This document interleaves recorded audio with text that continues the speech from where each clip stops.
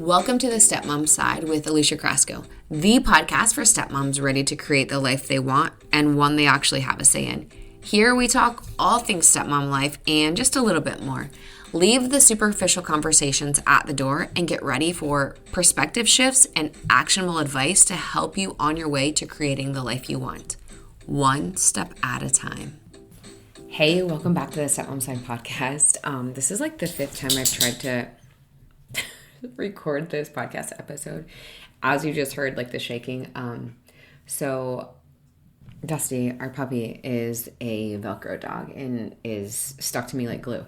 Anyway, I've tried recording this podcast episode, I don't even know how many times, 5 at least. And I'm like, you know what? I'm just going to go with it. Like, it's real life. Like, here we go. So today's podcast episode is something that like I absolutely felt as a stepmom, but also like I know that so many stepmoms feel this way too around the holidays. And how do we give gifts without competing or making it feel like we are the gift police or like getting burnt out about all of the things, right? So it brings up more than wrapping paper and receipts. It brings up comparison, competition, confusion, and whether you're battling the urge to one up the ex or trying not to lose your mind when the kids get 3 iPads between houses, kind of an exaggeration, but you get it. This episode is going to break down how to step out of the drama triangle and back into peace. So I'm going to go over a few different things like the emotional hangover of holiday gifts, the competition trap, it's a big one, reclaiming your role and intentions, and then how to handle these triggers gracefully, like these trigger moments like gracefully, and then how do we find freedom and joy again? So that's what we're going to go over, so you'll hear me like differentiate in between the different ones. So let's talk first about the emotional hangover of holiday gifts. This topic hits so hard because it's not about the gifts, it's about what the gifts mean, right? Like there's all of these emotional layers. There's these emotional layers, not labors. Apparently I can't talk today. I feel a little like, because Dusty's been running around. Anyway, you feel like you have to prove your love or your worth through gifts. Like, if I, get them a bunch of gifts, or if I get the better gifts, or if I don't get the better gifts, or if I don't get them enough, like, from the outside looking in, like, proving how much you love your stepkids, like, through gifts is so freaking relatable. But then also, trying to figure out how your stepkids see you and feel like your worth is tied up in like what you buy them, like that whole like you can't buy love thing. But then also you worry about how your gifts will be compared to the ex's. What if hers are better? What if she gets the right size? What if she gets the right color? What if, she does this massive vacation, or, you guys get the same thing, but she gets the better, more expensive thing, or whatever it is, right? Or vice versa. Like, she could also be worrying about that too. And feeling resentful when the kids get spoiled and your efforts feel invisible. And you're like, okay. I remember one year when the kids were still going back and forth, they had 4 or 5 Christmases that year. And you could just tell that they were just like maxed from all the gifts and like it didn't matter anymore. And so I remember thinking like, it doesn't even matter like how awesome the gift is that I give them, but they've got Christmas with us and my in-laws, Christmas with their mom and stepdad, her family, his family. And like, it's a lot. And I just felt like whatever we got them, it was just completely overshadowed by whatever other cool thing that anyone else could have gotten them, whether it was like my in-laws or their mom and stepdad or extended family or whatever. And it's just like, oh my gosh, like this is so crazy. So I just want to tell you this. You're not petty or jealous. You're human. If you're just feeling like, oh my gosh, it's not about the gifts, it's about what the gifts mean. Yeah, 100%. So that's the emotional hangover of the holiday gifts. Now let's move on to the competition trap, because it's hard not to get caught in that. And there's this And it's not even like, hey, you know what? I'm setting out to compete with you. Or, the other house is like, hey, I'm setting out to compete with you, like in our situation. But it's the again, words are so hard. It's the subconscious competition between the households. You want your house to be seen as the fun or the cool house, or maybe you want to be seen as the fun or cool parent figure.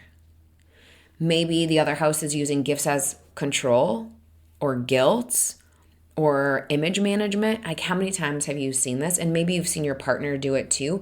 Like, they spend lavishly on the kids because there's guilt. Maybe you see the other house spend lavishly on the kids because there's control, or they need to keep up with appearances, or, whatever the case may be. It's a lot. And then there's the gift police mindset. Monitoring what's given, what's spent, what's duplicated. Do you have a spreadsheet of like, okay, here's how many kids we have, here's how much money we've spent on each of them, here's what we've gotten, here's what's been duplicated, here's all of the things. Like, is that you? Like, have you done that? Or do you communicate with the other house about like what you've gotten for all of the kids, and like what's being given, what's being spent? Because that's hard too, because then you feel like you're the fun hater, like you're feeling like you're sucking everything out of, the holiday season, which it's supposed to be fun. And you're over here like, okay, well, here's what we're given, here's what we're spending. And oh no, we just like duplicated something. But then also maybe you feel like you need to make it fair. And I will tell you this, we try to make it fair. Fair isn't always equal.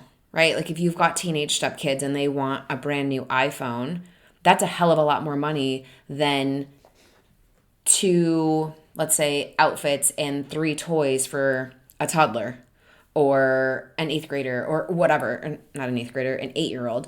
But so that's not equal, right? Because one kid is getting one thing, and that's how typically kids measure. And then like the younger kid is getting a lot more things, right? So just make a note of that. Like, things, to be fair, aren't always equal, and they think that we're like, oh, it needs to be equal, like we need to spend the same amount of money on everyone. Well, if I were to spend, let's say, I'm not doing this, but let's say, so don't get your hopes up to my stepkids that might be listening to this.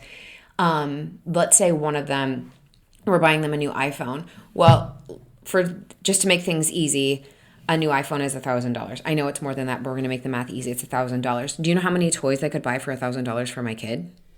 Or do you know how many clothes I could buy for my kid? Or do you know how many clothes I could buy for the other step kid? A lot.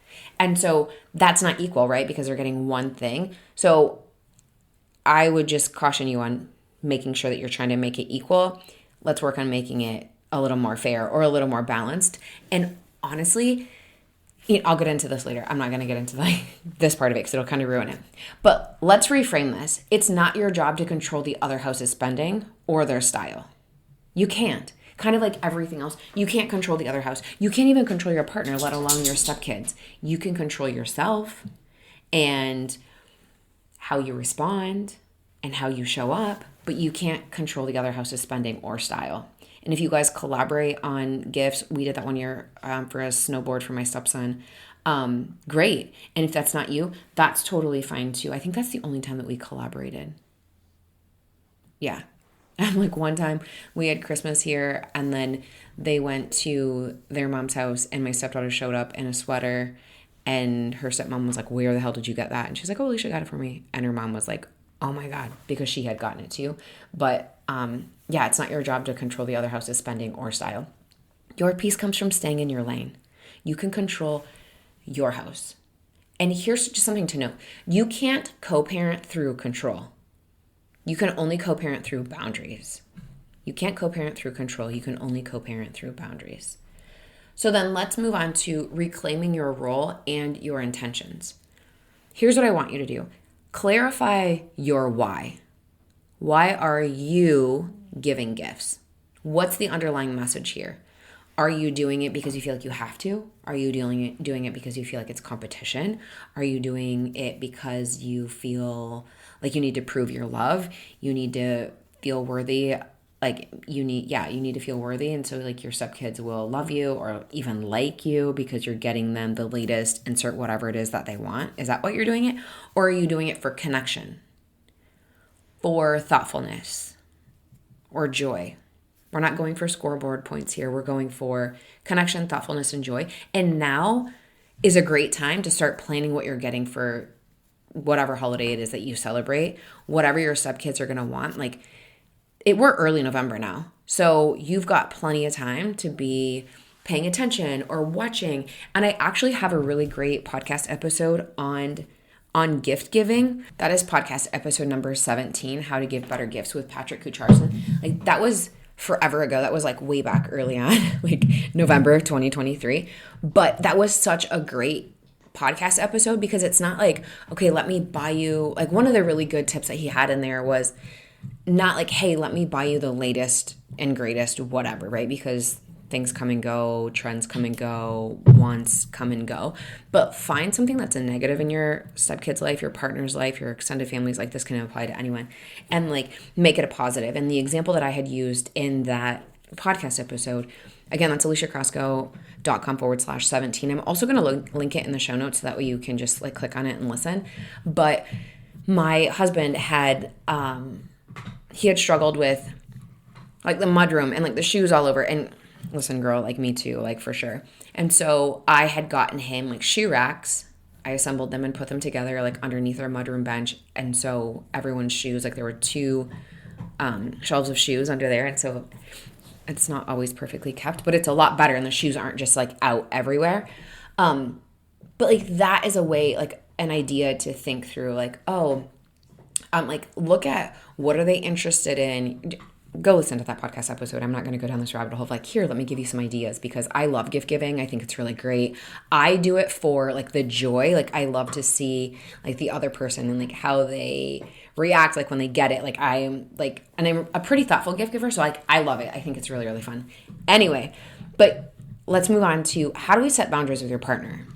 And something I think that is really hard is your partner also might be caught up in the like, we need to like do what the other house does or maybe like a little bit more. We don't need to. So a boundary for you is you could say we don't need to match what's happening over there.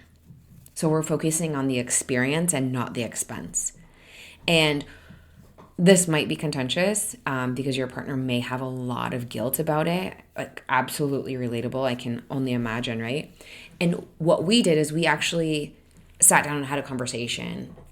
And we're like, okay, the kids get so many gifts as is because obviously the parents are divorced, right? Like I told you in that story that they were, like one year there were 5 of them that they had to go to.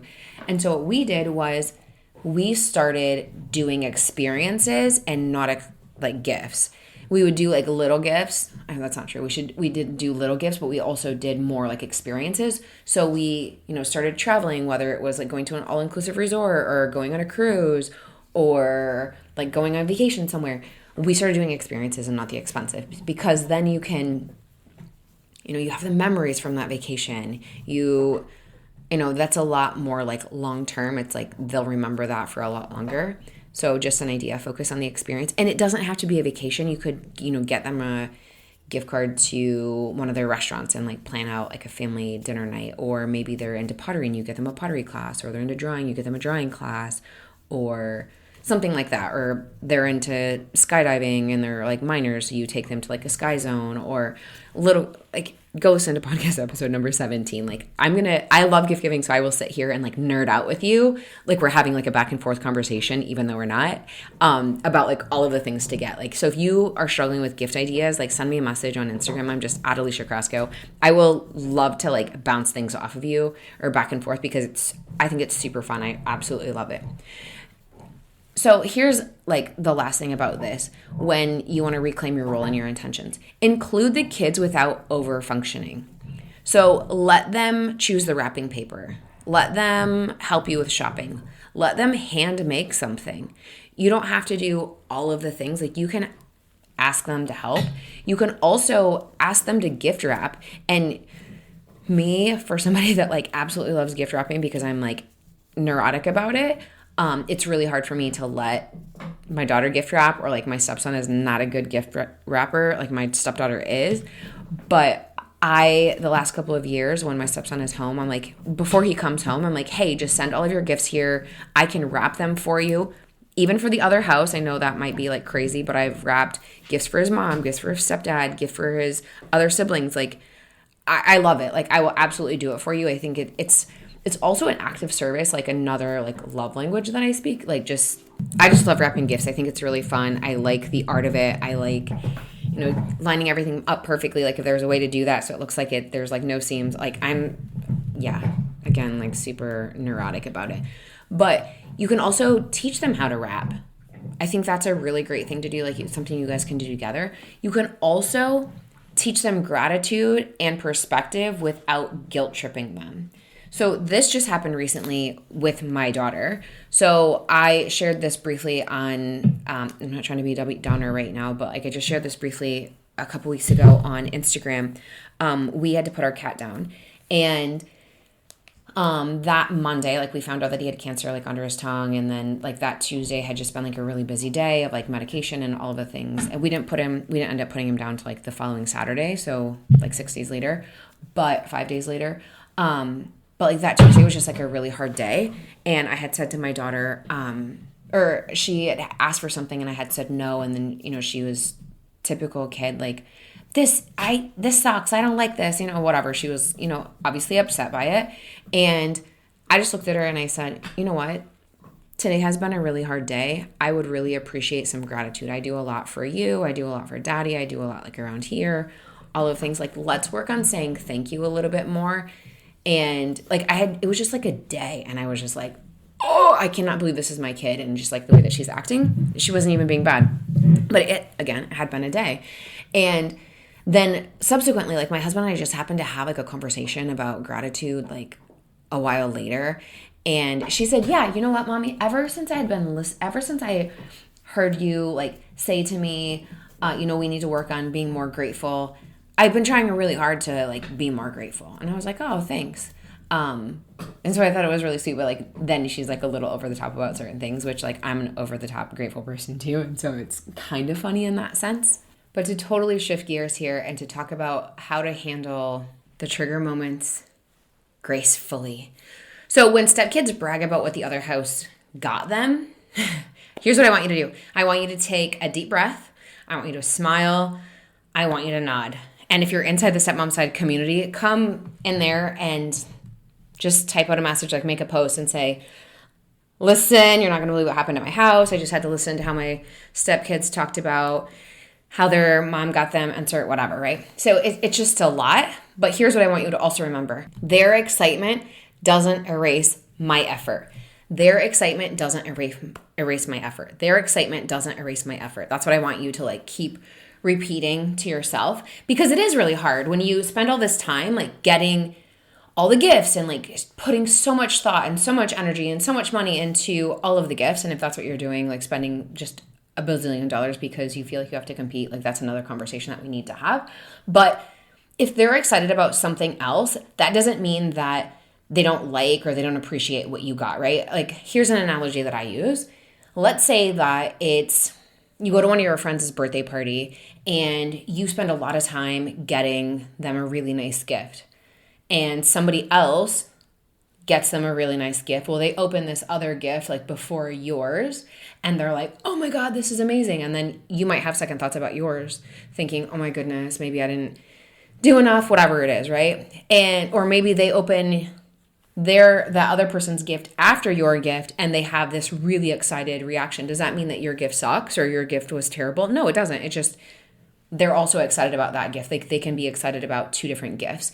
And kids aren't worried about you feeling, or they're not even thinking about like you feeling like you're in competition or any of the things. And so please just let them be little and like, or let them be young. Maybe they're not little, but like just let them be kids and be excited about the things that they're getting. And so now let's move on to still handling trigger moments gracefully. What to do like when your partner or your in-laws compare. This one is really hard, right? If maybe like the other house had holidays before and now the kids are at your house and you've heard all about all of the things that the other house has gotten. And then now your partner is like, oh, well, dang, like we didn't get insert whatever. Or your in-laws say the same thing, like, oh, you know, the other house spent so much more money, or blah, blah, blah, blah, blah. Here's what I want you to do. I want you to pause and redirect and just say, we do things differently here, and that's okay. And I think it's a recalibration for everyone to just be like, oh, yeah, you know what? It is okay for us to do things differently. Yeah. Thank you. I needed that. And this can be your like internal mantra too. Like we do things differently here, and that's okay. We do things differently here, and that's okay. We do things differently here, and that's okay. So now let's talk about how to manage your emotional aftermath of maybe you didn't handle that trigger moment gracefully.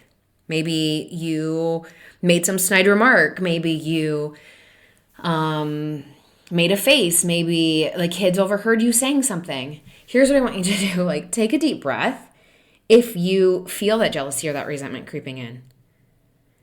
And maybe you excuse yourself to the bathroom. Again, if you're inside the Stepmom Side community, that's a perfect time to just go in there and be like, hey guys, this just happened. I just need to like get it out. And a lot of times I say this on the coaching calls too. Sometimes you just need to get things off your chest. You don't even necessarily need to have like a back and forth dialogue with your partner, but just you need to get it off your chest. And that's where the Stepmom Side community is so freaking awesome, because you can just go in there, make a post, unload all of your thoughts, feelings, emotions, like all of the things, and then go back and not have like that pressure, but like you just release the pressure on the pressure cooker, right? So again, I know we're in early November, but if you are not inside the Stepmom Side community, please get in there before the holidays happen, because you already know, there's a good chance that you already know what's going to go sideways before this holiday season comes up. Like you already know. Another thing we can do to manage your emotional aftermath is to just use grounding statements. And I used to be like, whatever, that's so dumb. That's so corny. I'm not doing that. Kind of like practicing in front of a mirror to make sure that whatever's coming out of your mouth, like your face matches. Yeah, I have RBF. Do you? But you can use a few different like grounding statements. Like, I'm not behind. I'm building peace, not competition.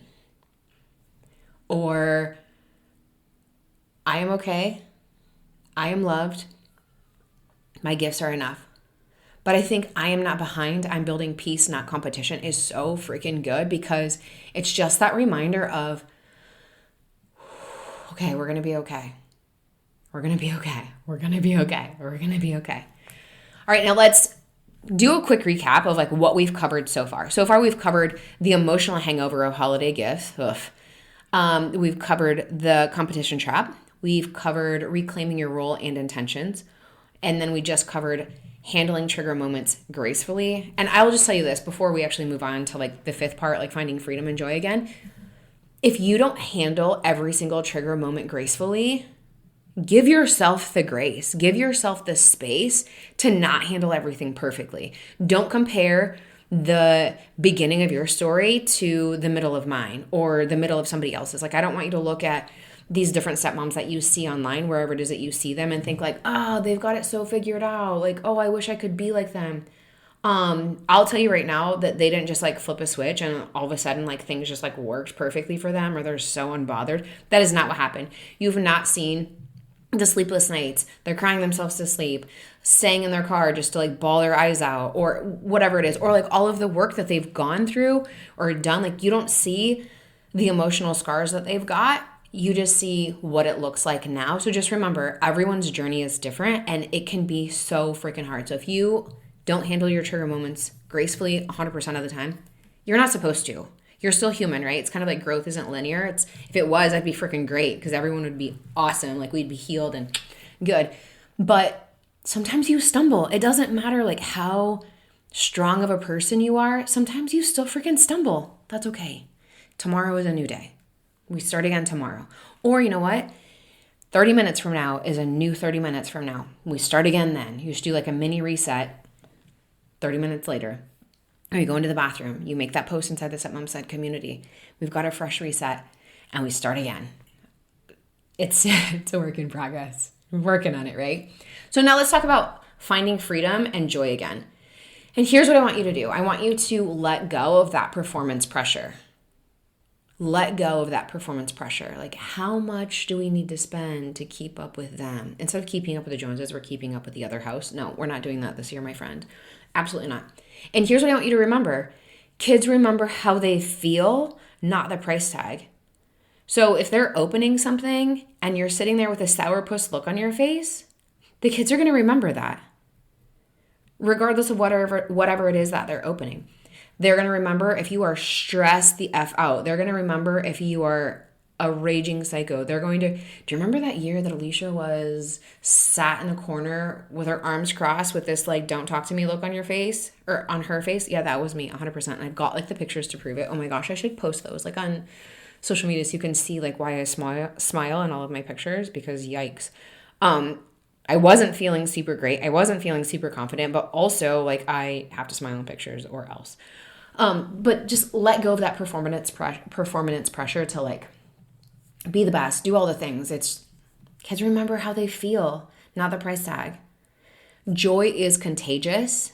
Even if things feel unfair, you set the tone for your home. So maybe you've got like some fun Christmas music on. Maybe you've got maybe you've started a new tradition with the kids where you guys have created an appetizer or a snack or something, or maybe you have fun games. Maybe you've got a crafting table. Oh my gosh, I feel like I should do like another podcast episode on just this, of like fun things to do to set the vibe in your house. Like I'm all about it. Like I'm in. So if you think I should do a podcast episode about that, like please send me a message on Instagram. I'm just at Alicia Crasco. Like again, kind of like gifting. Like I will totally nerd out on this. And just remember, if you're grieving what you can't control, that's real grief, but you need to name it. This is grief, not failure. If you're grieving what you can't control, name it.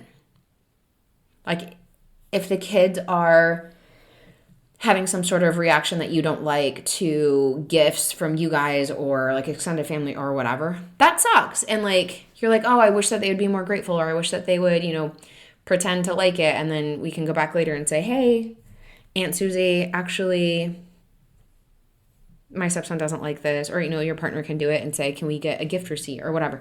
I have gotten into the habit of just putting gift receipts with whatever. So then that way there's not that awkward conversation of like, hey, Alicia, I actually don't like this. Can I return it? Yeah, I would much rather you return something that I get you than to have you live with it and be like, I actually can't stand this. And I'm kind of like that with gifts that I get. So if you ever get me a gift and I'm like, hey, a couple days later, because I'm not going to do it immediately, but a couple days later, like, hey, could I get the gift receipt for this? It's nothing personal. It's just like I would much rather you have something that you want and like or need than to like pretend to have it and then later be like, hey, where's that gift I got you? And I'm like, I threw it away or I donated it. I don't have it actually. Another thing, I highly recommend journaling or just like a mind shift moment of like, what does generosity mean to me? And how can I live that out this season without resentment or comparison? That's a really great question to ask yourself. What does generosity mean to me? And how can I live that out this season without resentment or comparison? What does that look like? Or journal out like, I'm feeling X, Y, and Z. And when you finally, put pen to paper and you're like, I'm feeling X, Y, and Z. Well, why are you feeling X, Y, and Z? What is triggering you to feel like that? Where are these feelings coming from? Is it coming from a situation in your stepfamily? Is it coming from your childhood? Is it coming from like the weight of everything this holiday season? Like where is it coming from? And just keep asking yourself why until you get to like that root cause. Like that is, oh my gosh, that's like my favorite thing to do. I mean, it sucks. It's not sexy work, but it's my favorite thing to do to be like, why, until you distill it down enough that you're like, I got it, right? It's kind of like the straw that broke the camel's back is never really the thing that broke the back. It's like all of the other things, like not putting the dishes away, like is the thing that's going to make you flip out, but it wasn't that. It was all of the other things that you've asked for and not gotten. And here's like another reminder. It's okay for you to take time out and say, I'm not going to be in charge of gifts this year, or I'm not wrapping, or I'm not organizing, I'm not planning, I'm not, whatever it is for you, it's okay for you to like say, I'm not doing that right now because I can't. So I'm going to do a really quick recap of like what we've covered. 1, the emotional hangover of holiday gifts. I know I've just recapped this right before this one. The competition trap, reclaiming your role and intentions, handling trigger moments gracefully, finding freedom and joy again. And here's what I want to say to you. If you're nodding along thinking, oh my gosh, this is me every December or every mid-November or right now at the beginning of November, I'm already feeling like that, please come join us inside the Stepmom Side community. You will find stepmoms who get it, who've been through the gift-giving grief and who are finding freedom on the other side. But peace isn't about equal gifts. It's about equal grace. And there's no reason for you to walk this holiday season alone. Like, come join us inside the Stepmom Side community. It's aliciacrasco.com/community. And if you've made it this far into the podcast, thank you so much for your grace. I don't know if you've noticed, but like the background noise has been a lot less in the second half of the podcast episode because Dusty wasn't in here with her toys. So again, thank you so much for like the real life part of it and just letting the chips fall where they may. But I will chat with you next week. Thanks for taking time to listen to this week's episode. If anything was helpful or resonated with you, please share it on social media and tag me. I'm just at Alicia Crasco. And if you could leave a 5-star rating and review while you're at it, that would also be really helpful. And if you find yourself struggling with your stepmom journey and you want a little bit more support without the hefty price tag of coaching, you might want to check out the Stepmom Side community, which is my own private community for stepmoms, where you get to connect with other stepmoms around the world and myself, where I hold weekly office hours and monthly group coaching. It's kind of like you have your own personal coach in your own back pocket. Again, without that hefty price tag. See you next week.